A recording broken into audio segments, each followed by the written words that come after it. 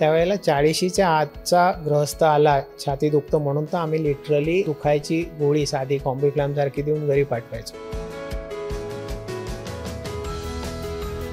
Angiography म्हणजे हृदयाच्या रक्तवाहिन्यांची तपासणी. अँजिओप्लास्टी हा ट्रीटमेंटचा पार्ट झाला, ज्याच्यामध्ये आपण स्टेंट बलून टाकून ते रक्तवाहिनी ओपन करतो. एक ट्रीटमेंट आहे, एक उपचाराचा भाग आहे. जशी आपण सलांची सुई हाताला लावतो तशी आजकाल आम्ही हातातनं अँजिओग्राफी आणि अँजिओप्लास्टी करतो. जुन्या काळी पायातनं केली जायचे. सायन्स एवढं प्रगल्भ झालं आहे, त्यांचे लंच टाइम अँजिओग्राफी असं म्हणते. लंच टाइमला या, अँजिओग्राफी करा आणि कामाला परत जा.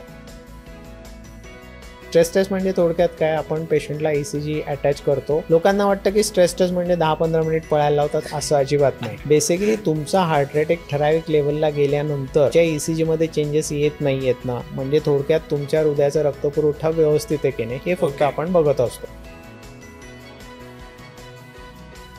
कोविड आणि त्याच्यानंतर ते 3 ते मॅक्झिमम 6 महिने क्लॉटिंगची टेंडन्सी हे त्या कोविडच्या व्हायरसमुळे वाढत आहे. म्हणजे कितीतरी कोविड पॉझिटिव्ह पेशंटचे आम्ही मास्क घालून अँजिओप्लास्टी केल्यात, पण नंतर वॅक्सिनमुळे झालंय किंवा कोविड झाला मला 5 वर्षापूर्वी अजून मला त्रास होतो, हे चुकीचं आहे. त्यामुळे आता कोविडचा एरा कुठेतरी मागे गेलाय. त्याच्यामुळे अननेसेसरी त्या बाबतीत पोस्ट कोविड आहे आणि आता काहीतरी खूपच प्रमाण वाढलंय असं काही नाहीये.